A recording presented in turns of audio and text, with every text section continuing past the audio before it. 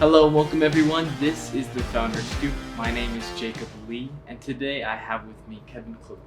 Thanks for joining me. Thank you, Jake. So, Kevin, tell me, what is your business here at iHub? Well, my product is called Perfect Pull, and it's something that I invented and now producing and attempting to get it into the marketplace. That's awesome. That's super cool. Have you always been like an inventor, or is this something new? You know, oddly enough, I have been. Really? Very amateur, one of those guys that take things apart or try to make something better.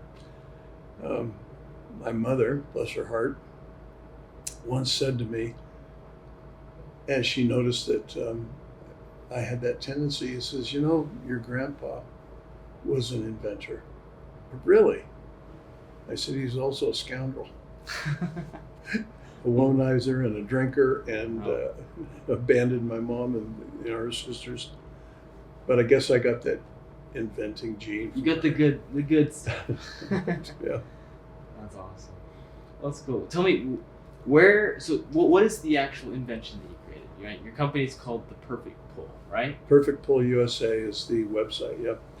And it's called Perfect Pull. Can I show? Yeah, show me. Yep. Yeah, this right here is the retail packaging. And what it is I'm going to, here, I'll demonstrate this. It's so simple that it's frighteningly simple. It's a silicone ring, let's see if I can see, that you wear on your trigger finger, okay? Doesn't matter if you're left or right-handed. And what it does is position your trigger finger correctly on the trigger. For like a gun, right? Right. That is one of the most difficult things for instructors to teach and to instill in a shooter, especially new shooters. So by the correct positioning of the trigger finger, you get the trigger to be right on the pad of the finger. That's where the brain of the trigger finger is that first pad. If that wasn't enough, if that wasn't enough, that'd be great. But there's actually a benefit that goes beyond that. Because of the way the product goes up against the gun frame, can I demonstrate that? Sure. Yeah. So you created a tool to help assist shooters. Yeah. And is this like a training tool, or is this something that you use all the time? It is. And just double check that. Make sure that the gun is safe and empty. Thank you. Now, Jake, as you see how that lobe goes up against the frame, and it positions your finger. And depending on the length of finger, the frame you have, you can either use the small lobe or the large lobe, okay? And positions that finger just right in the right spot. The best part though, and this was the problem I was out to solve, which has created the idea and the invention, was that shooters, and we'll talk about right-handed shooters, because since birth we've been gripping, and we have all this muscle action. When a shooter pulls the trigger, they tend to grip and pull. For right-handed shooters, they pull to the left. If you Google I shoot left or low left, you'll get many, many responses because it's a very, very common thing. And if you put too much, let me see if I can demonstrate that, too much finger through, you'll get a jerking, a high right. So a perfect pull just helps to position that trigger finger just right. Not too much, just enough. That's amazing. Now, the thing that I didn't understand, because I was just trying to stabilize a trigger finger, but the result is that you isolate from all this pulling action, you isolate the trigger finger so that it just pulls from knuckle 2. So you get a straight back pull.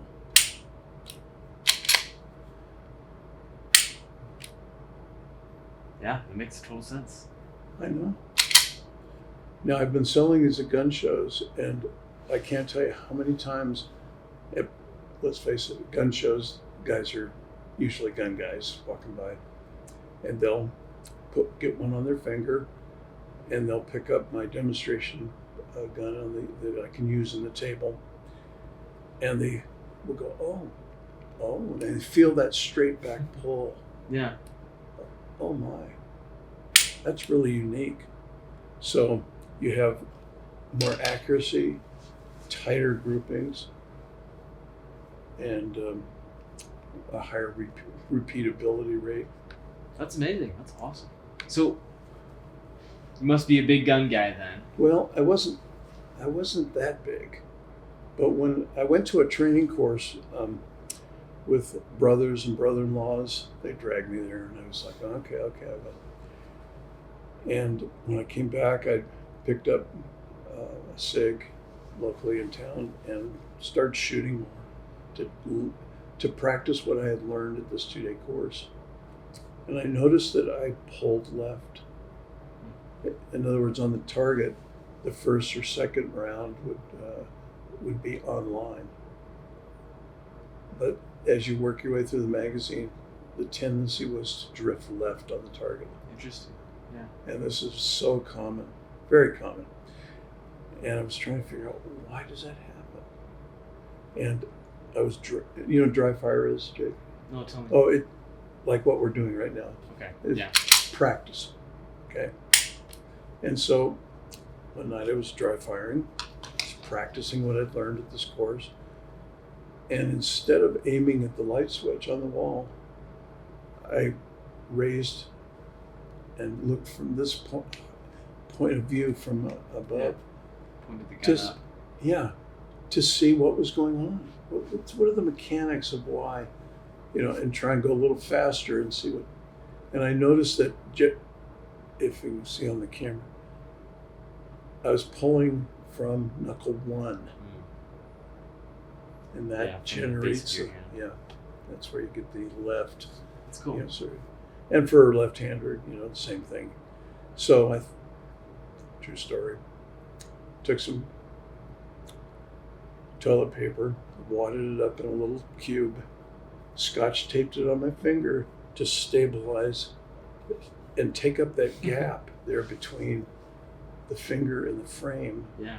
And I go, I could feel that stability like that. So the next day at the range with a friend of mine who's a professional shooter,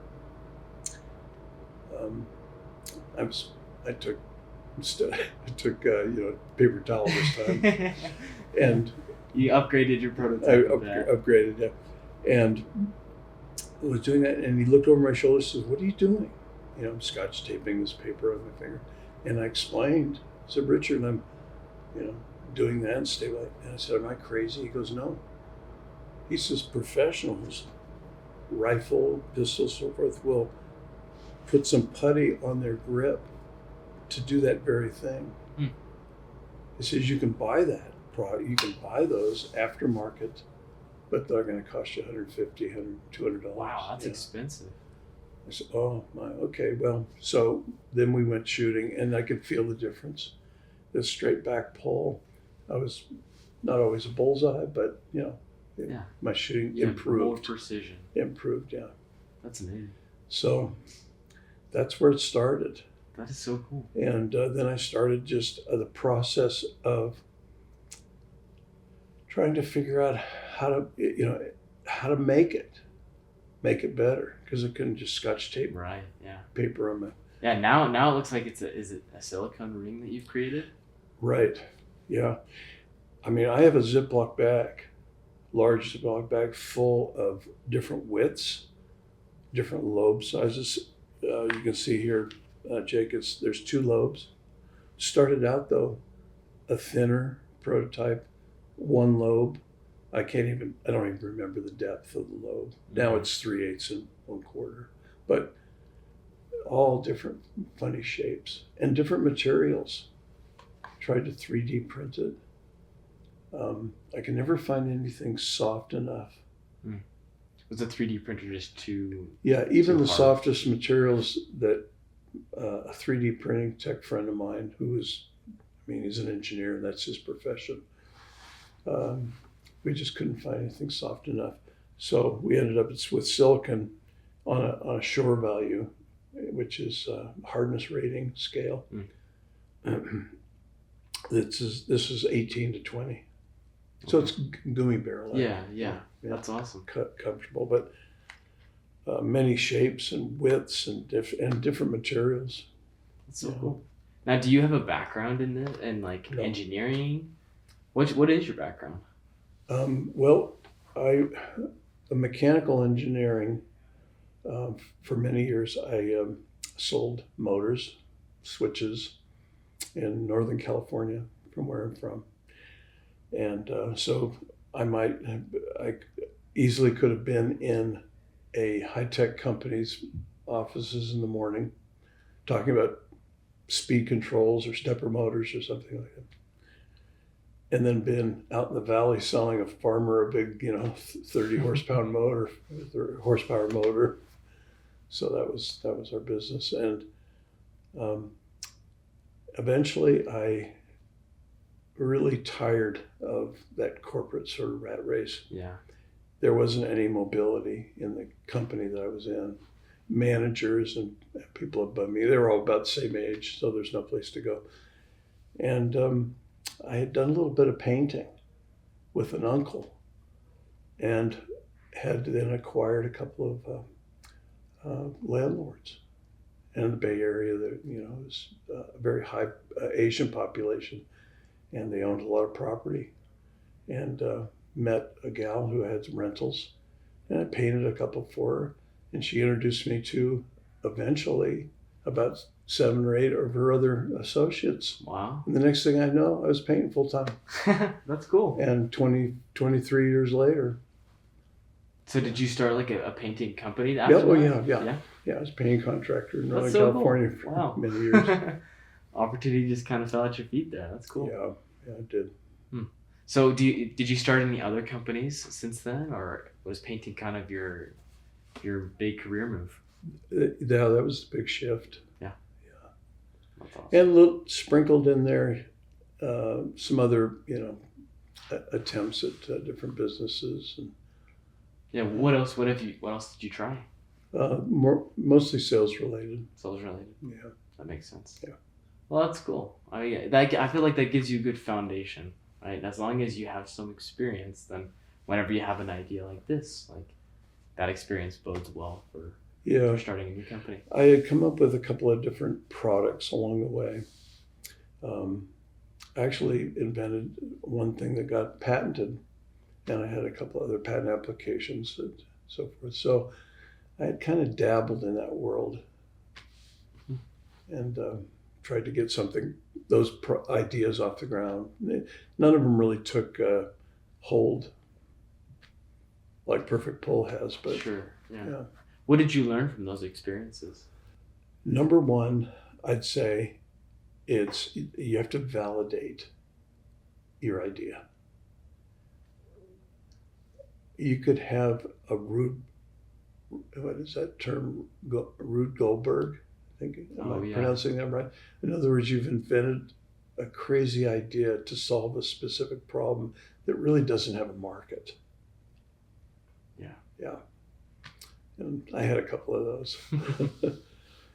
So it's validating the idea, and in that process, is the product niche product, or does it have a wide enough appeal to be marketable? That was probably the number one thing. Yeah. So by the time that you started working on this new prototype for Perfect Pull, what did you do to validate it? Obviously, you yourself were a product tester. Right, and like I'd be at a gun range and ask guys to help me out, try it out, and they all shot better. In fact, some independent testing at a local gun range here. The results came back from the team of guys that worked there. that they're and these are good shooters, experienced shooters, that their groupings were shrinking and getting tighter. And they started sending me pictures of measuring tape. And on average, their groupings shrunk about 40 to 50%.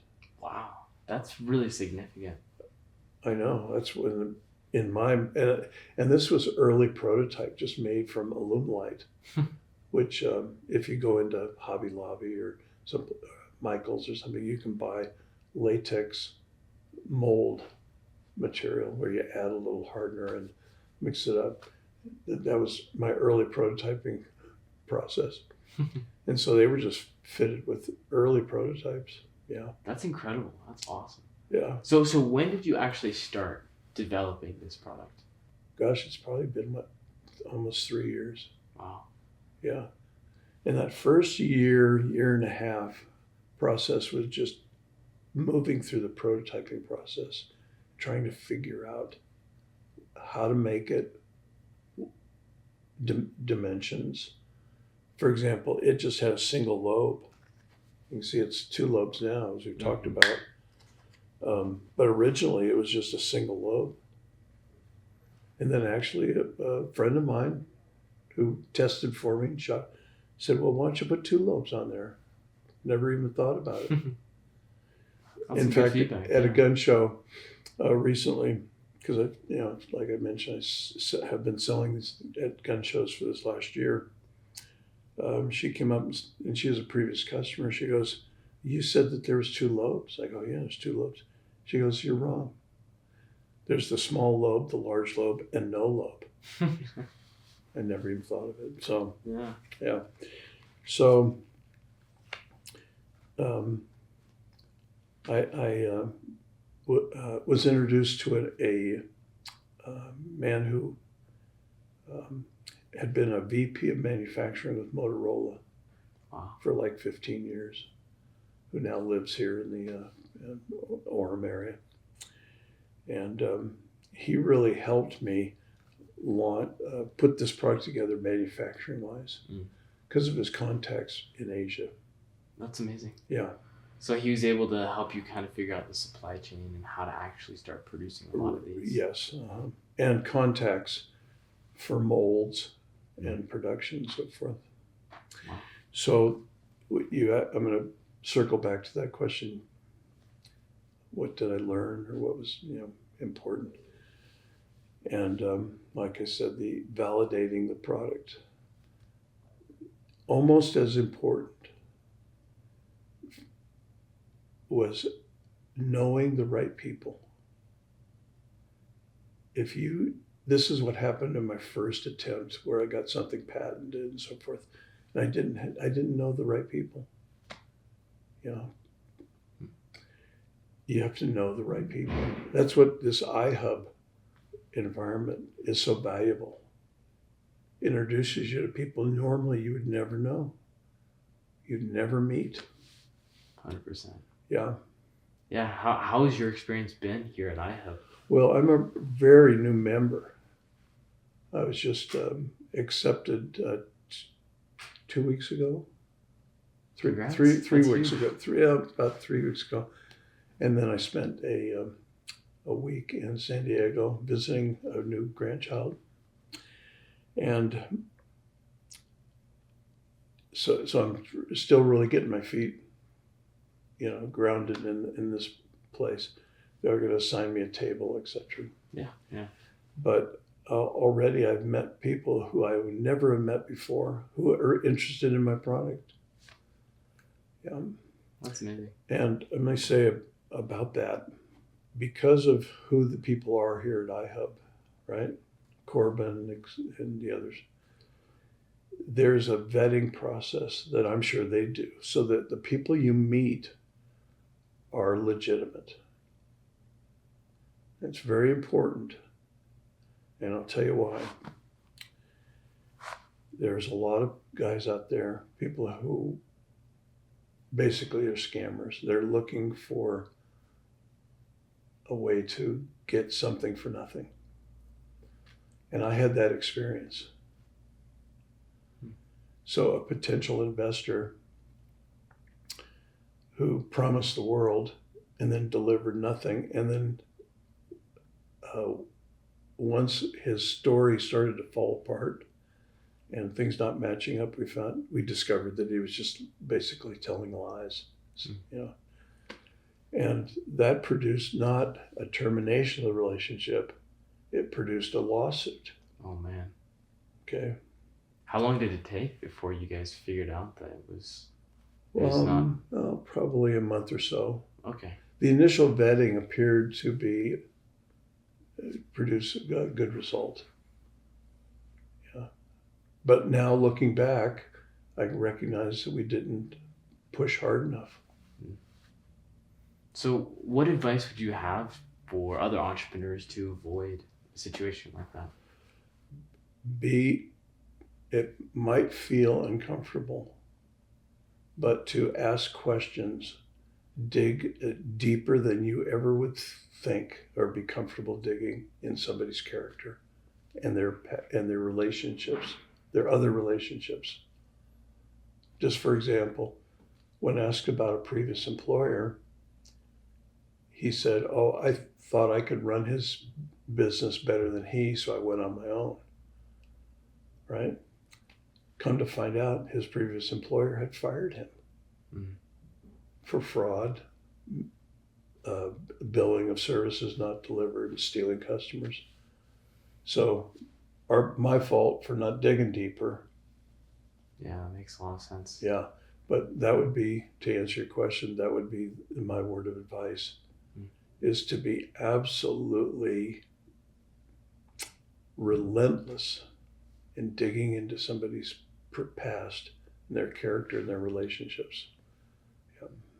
Do you have any partners in this business? I know you mentioned you have that one connection. Well, I have my associate, the previous Motorola engineer. He's a brilliant engineer. I'd like to get him in as a mentor here, but he's got several other products, medical area, but more manufacturing, but nothing yet.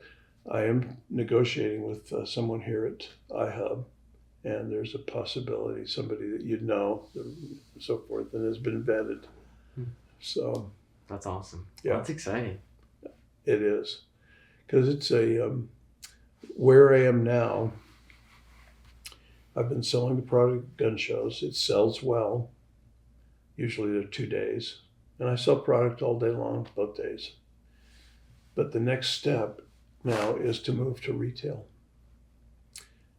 And that is proving to be a challenge, and there's a difficulty there that I would never have anticipated. What's the biggest difficulty that you're facing? I think it's multi-layered. Number one, this is so new and different that buyers, the retail side of things, they don't know what to do. They literally don't know what to do with the product or how to sell it. I've heard so many times at gun shows, guys, a guy's been shooting because he'll tell you, "Oh, I've been shooting for 20 years." So I never thought of solving this problem from this angle.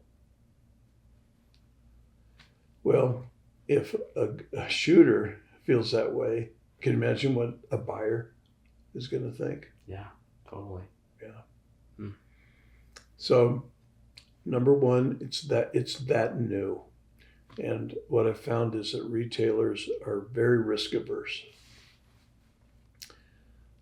They don't want to buy inventory that's going to sit. So there's a validation that's necessary, and now that falls back on me. So I have to now change my view from selling to the end user at a gun show to now selling to a buyer in a company. And that's a real shift. So we're in the process of readjusting the website, producing videos that prove the concept and show the the sellability of the product in that environment. One of the another, to answer your question, address the question, is when a product doesn't sell itself, it's a real problem for a retailer. They don't want to get involved in a labor's thing. They say, well, what about a shoe store? They've got a shoe salesman, or other products where you need help.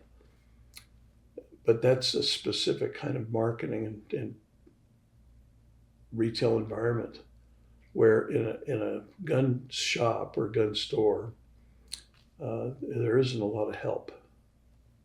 Yeah. And gun guys know this. They walk into a Cabela's or a Shields or Sportsman's Warehouse, and you can highly find somebody. And until you wave money around, you're going to get ignored pretty much. So it's just a very different culture from other selling environments then. Well, it's a large retailer, yeah.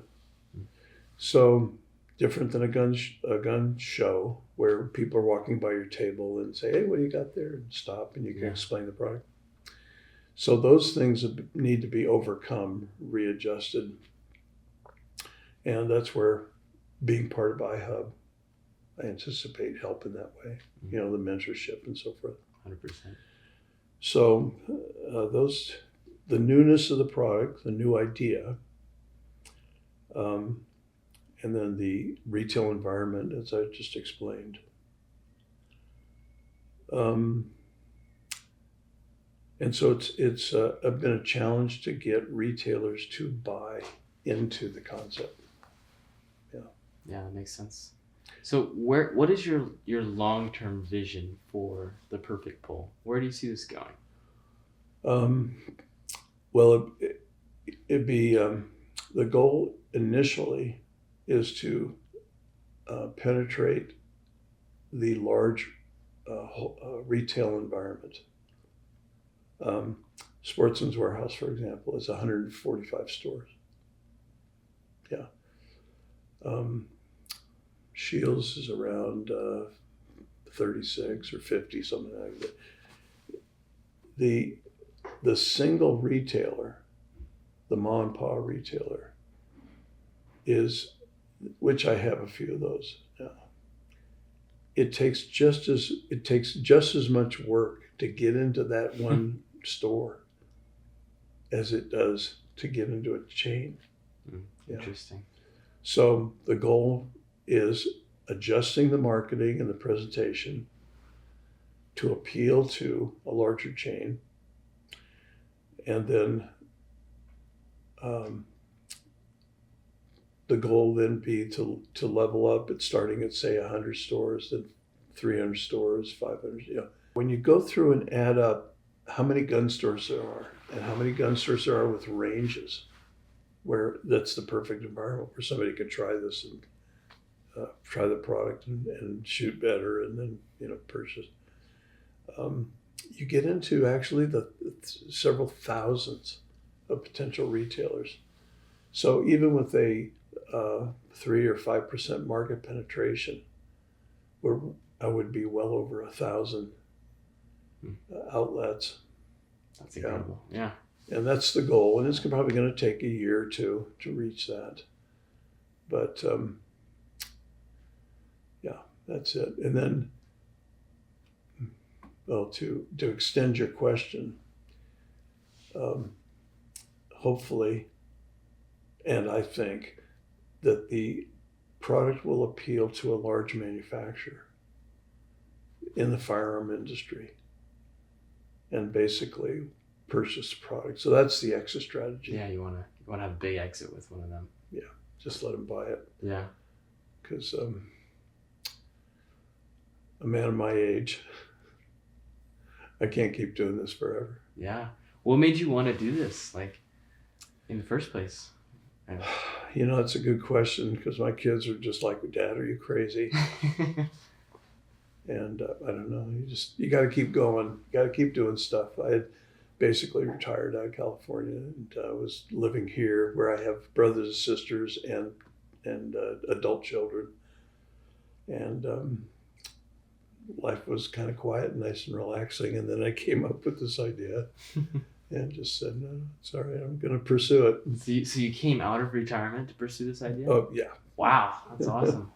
That must be super fulfilling, though. Like, to find something that solves such a major problem and to have such a tangible solution, like that's gotta get you excited.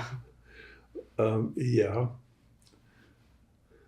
And then it's also very challenging and a little bit, challenging to say the least, when it's not going as smoothly as you naively think. Yeah. What keeps you going through the hard points? Well, I've always had just a never give up attitude. Yeah. And you just got to keep going. If you believe in something to where you not only have you invested intellectual power, and you've invested financial, and you've invested energy, why waste it if you believe in it? And you've validated that there's a market for your product, for your idea. That's why I talk about you got to validate any new ideas. You've got to validate, because otherwise you fall victim to the inventor's emotional attachment to their idea. They're so proud of what they've done, but they fail to see that it's such a niche product. Mm-hmm. Yeah, that they'll get locked into believing in it when there's no validation for it. That reminds me of a story I heard of with Thomas Edison, where he created an invention. I think it was like it was some sort of poll box to help with voting at the beginning of the United States when they were trying to make all these decisions. Mm-hmm. He noticed that they were super inefficient, so he created a better system and he presented it to all his fellow politicians and stuff, and they all rejected it. Mm-hmm. And following that experience, he said, I will never create a product that people do not want. And he figured out that validation was key to anything. Like, no matter how helpful your product may be, if people don't want it, it's not actually going to solve the problem. They don't want it, or they don't using it is cumbersome or not as efficient as you think. I came up with as a painter, I came up with an idea that I thought was revolutionary. It was a stand that looked like something Arnold would have under his arm. But as it unfolded, it was a backbone that could then hold a door and allow that door to turn 360 degrees. And so I could paint a door in about a minute, minute and a half. I mean, spray. And then you fold it back up. So I could paint, 10, 20 doors easily in a day, in an afternoon. I thought it was just fantastic. I even did a national hardware show in Anaheim, demonstrating the product, so forth. And it just never got any traction. And I think the reason was it was too cumbersome. It just didn't look practical, despite the fact that it was. Yeah. But I was very attached to, my idea. So anyway, so I know what that feeling is like. That's so cool. So where can people go to actually buy this product? Like, can we buy it online? Yeah, Perfect Pull USA. And the e-commerce is just, side of the website is just getting finished, so forth. That's exciting. I sell them at gun shows in this clamshell for $15. And does pretty well, actually. That's awesome. Yeah.